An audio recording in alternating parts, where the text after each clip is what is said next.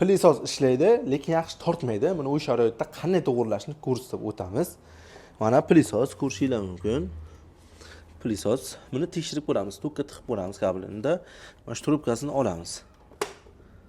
Trubkasini olib, buni motor yo motor ketmagan tekshiramiz.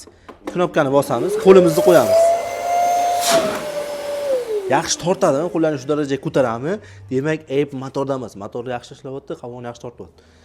Ayb mana shu shalankada yoki mana shu trubka qismida. Sababi mana yillar davomida sochlar yig'iladi yoki qog'oz yoki salafanlar tortiladi, o'rtaga qolib ketadi.